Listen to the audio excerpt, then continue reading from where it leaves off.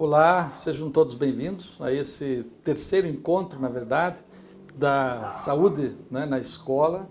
Eu sou o professor Geraldo, professor da Universidade Federal do Paraná, também coordenador do NESEF, e Bernardo e eu faremos aqui uma introdução, na verdade, já que não teremos muito tempo para desenvolver esse tema, não é, da ética nas relações de trabalho, mas trataremos do tema no geral, que será, evidentemente, aprofundado por vocês ao longo aí do semestre, nos trabalhos em grupo, né? Então, nesse sentido, bem importante frisar de que nós trataremos aqui desse tema pensando, de fato, nas condições de trabalho, né? Nós hoje vivemos num mundo em que o trabalho é extremamente estressante, principalmente no caso da educação, né? Quem está ligado ao trabalho nas escolas, né, sabe perfeitamente as dificuldades que enfrentamos do ponto de vista de levar às últimas consequências aquilo que, por vezes, nós somos cobrados em termos de produtividade e tudo mais. Então, nesse sentido, o tema do assédio moral e, portanto, de pensar pensar o assédio moral como uma questão moral e também um problema ético é extremamente importante. Então, estamos aqui para apresentar um pouco esse sentido mais amplo do tema, não é? Então, o Bernardo vai introduzir um pouco aí o campo histórico, né, para a gente poder pensar. Isso, professor Geraldo, é um prazer estar falando com todos os professores, os funcionários das escolas, não é, do Paraná inteiro, aí, das escolas que estão fazendo o curso de saúde, não é? E falar de um tema assim tão espinhoso, não é, complicado, complexo, como, não é, a ética, o assédio moral, que tem ocorrido, como o professor Geraldo falou, cada vez mais, infelizmente, no ambiente de trabalho.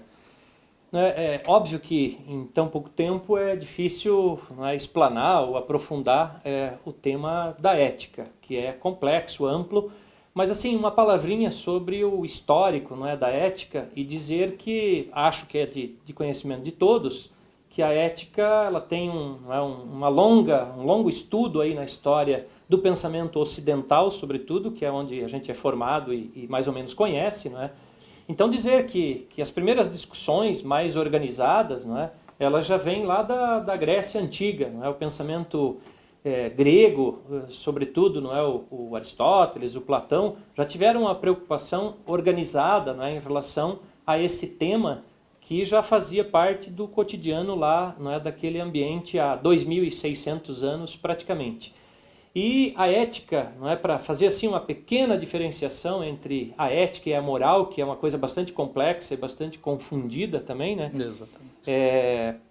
Por moral, eu estou aqui levando em consideração a leitura, não é, do livro de ética do professor Sánchez Vázquez, não é?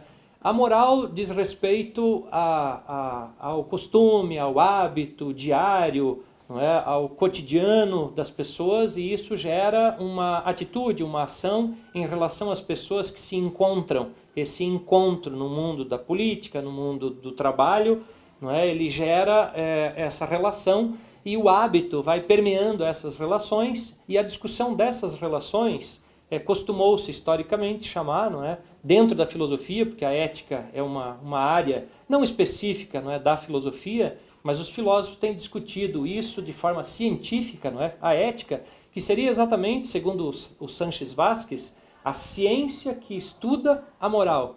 Por isso, portanto, sem querer desconectar uma coisa da outra, mas a ética ela seria um estudo científico sobre as morais circundantes, não é, no ambiente. E o nosso objeto aqui específico, não é o ambiente escolar. Então, para dizer, não é, houve essa discussão lá na Grécia Antiga, não é? É uma preocupação que chegou até a Idade Média com bastante contorno daí cristão, como sabemos. A ética antiga aristotélica, grega, não é? Ela era de fundo pagão ainda, embora essa denominação seja atribuída pelos cristãos, não é? Mas houve uma preocupação na Idade Média em relação a isso, a gente sabe bem os contornos disso. Tem uma diferenciação com a base mais racionalista, não é? Na modernidade, no século XV, XVI, XVII, grandes autores, não é? Especialmente rompendo com as éticas mais tradicionais da antiguidade, citaria aqui o Maquiavel, o próprio Kant, não é? Que não chega a romper mas que tem uma proposta bastante importante também já lá no século XVIII. E aí nós chegaríamos à modernidade, que também abre um grande espaço para essa discussão, que são propostas um tanto mais contundentes e querendo abrir um novo campo desse estudo, que vai no campo do relativismo, a negação da própria teologia, das próprias éticas deontológicas, não é? Que tem a discussão apenas de princípios, e quase sempre os princípios criados, não é? Acerca de valores cristãos. Essa ideia ela é quebrada, sobretudo no século XIX, com grandes pensadores. Então aparece aí o relativismo como pano de fundo para uma nova ética, e hoje se fala, não é, no século XX, XXI, tem se falado bastante do pluralismo ético, que eu acho, professor Geraldo, bastante adequado num tempo e no ambiente escolar, nas escolas, porque nós somos, não é, oriundos de classes não é, diferentes, trabalhadores do campo, da cidade, são pessoas, filhos, não é, os nossos alunos nas escolas, são filhos de categorias diferentes, de compreensões diferentes, de filiações políticas diferentes. Então eu acho que a pluralidade, não é, a ideia da relativização de certos valores que antes eram tratados como valores universais, ela passa por uma discussão agora mais relativística, plural, para abarcar e considerar, não é, todas as possibilidades, os pensamentos, porque eu penso que a pluralidade ela deixaria as pessoas mais à vontade, segundo o seu credo, segundo a sua filiação política, segundo as suas crenças, segundo as suas ideologias, e sabendo dessa diferença e afirmando essas diferenças, eu penso que o pensamento não é plural para o campo da ética, uma ética menos conservadora, menos absolutista, não é, universalista, ela nos daria mais espaço de diálogo. Né? Talvez, Bernardo, assim, para complementar essa trajetória importante, histórica, né? Talvez frisar um pouco o sentido ético no sentido do trabalho humano, né? E nesse caso, autor como Marx, né? E mais, se a gente for ler também autores como Paulo Freire, que por sinal tem sido também muito apreciado e lido na educação, de fato a ideia de que, nesse caso do tema do assédio moral, né, como uma questão, um problema ético, é porque, em última instância, ele é fruto das relações humanas, né? E, é claro, no contato com o trabalho. Eu queria ressaltar, Bernardo, acho que você falou bem isso, né, porque, em última instância, as ações éticas, elas visam, de fato, o bem, né? Visam aquela ideia grega, né, bem marcada lá, dos clássicos, né, principalmente aí com Aristóteles, depois Platão, né, a ideia do justo, né, e do bem viver, não é? E aí nós temos hoje um quadro muito complicado que tensiona e que se opõe justamente a esse sentido importante e forte das condições de trabalho, no sentido de preservar a nossa saúde. E aí, evidentemente, que quando a gente percebe, né, o crescimento, né, e, por outro lado, a nossa reação forte a um projeto como a Escola Sem Partido, que, aliás, eu diria que é o que hoje traz a proposta mais de assédio, mais marcado, moral, em relação a nós, professores, que atuamos, né, em sala de aula, e nós que estamos nas escolas, né, e trabalhamos com a educação, na medida em que esse projeto visa impor certas condições, certas normas. Eu acho que você falou bem, porque a questão moral não é uma questão técnica, né? Ou uma questão meramente lógica, ou de um processo. Ele é inscrito num campo das relações humanas, né? E de trabalho. Então, sob esse sentido, a Escola Sem Partido, por exemplo, acaba com a nossa saúde, né? Porque visa, em última instância, um controle exacerbado sobre a prática do professor, retira toda a condição de autonomia, e, para além disso, que é mais grave ainda, quando a gente olha aquele projeto que está, o projeto nacional, quando ele ameaça, inclusive, por meio de denúncias, o professor, inclusive, de reclusão, de prisão, enfim, de ameaças no sentido de que ele de fato não tem a liberdade de expressão alguma mais, sob o ponto de vista da autonomia do exercício do campo profissional, do exercício do seu campo profissional. Então eu queria ressaltar isso porque, em última instância, a ação ética implica no campo da liberdade, né?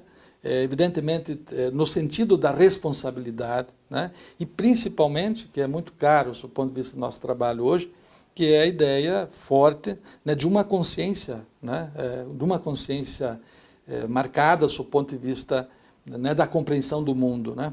Perfeito. Então, não é uma consciência abstrata, né?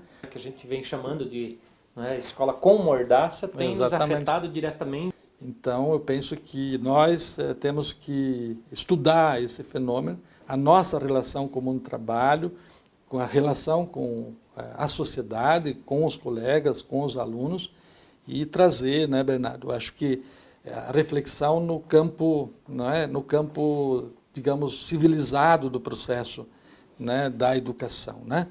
Da ideia da formação cultural, da ideia, né, de uma plural visão de também, mundo, né? de plural, né, que você bem frisou aí, a ideia da visão de mundo, enfim, de um processo mais amplo.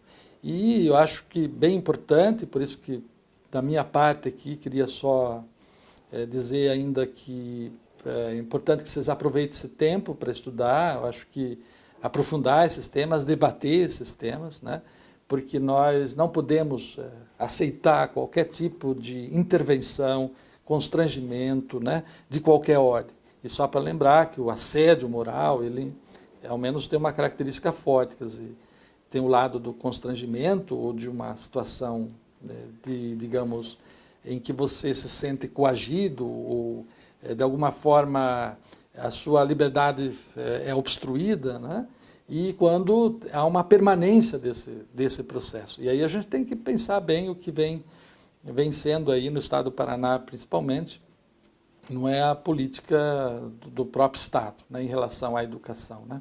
Então, é só para concluir isso aí. Sim, né? e acerca, né, das liberdades, né, professor Geraldo, que garantidos até pela Constituição, né, que o projeto, né, que a gente vem chamando de, né, escola com mordaça, tem nos afetado diretamente, né, nos retirando, né, a liberdade de cátedra, tão garantidos também, né, a liberdade de pensamento, de agrupamento, de religião e etc., não é, tem sido uma afronta, e isso, quando nos tira a liberdade, não é difícil trabalhar no ambiente escolar. Exatamente. Difícil trabalhar em qualquer ambiente, mas o ambiente escolar fica realmente adoecido, não é, com essas relações que estão sendo questionadas. Por óbvio, em relação à escola ainda sem partido, claro que a gente é favorável à escola sem partido.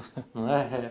O nome é muito bonito, a questão é que nós queremos uma escola politizada. Não é? Mas não, obviamente, de um partido apenas. Então, essas questões têm sido motivo de adoecimento, não é? E o assédio moral em si acho que um ambiente propício para discutir é o nosso encontro aqui, não é? Que vocês podem aprofundar aí com leituras, com discussões, e desejamos, acho que, né, Geraldo, um bom encontro aí e que tenham boas leituras, boas discussões, porque discutindo no ambiente escolar, não é?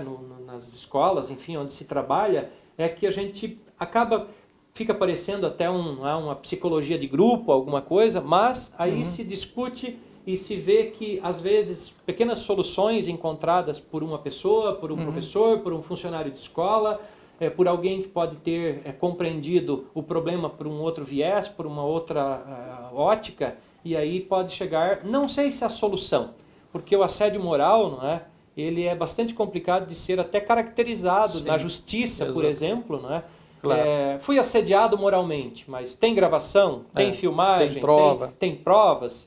Então é bem complicado a caracterização disso no judiciário, mas para sabermos que ele existe, é um problema que tem adoecido a categoria, não é, os educadores do Paraná, problema sério, e a gente deseja, não é, que tenha sucesso nesse encontro. Exato, e até só para reforçar ainda uma questão, eu acho bem importante ficar bem atento, quer dizer, eu acho que toda e qualquer desqualificação, quando ela é intencional e quando ela é repetitiva, ou ela se repete, né, ela deve ser levada à frente, né, seja da onde ela vier, né. Então, bem importante, né, estudar o tema. Eu queria por fim, frisar que o trabalho em grupo, né, eu penso particularmente, que, do ponto de vista pedagógico, do ponto de vista do trabalho, é extremamente importante em razão de que nós vivemos um mundo em que a individualidade, o isolamento, o distanciamento, o egoísmo,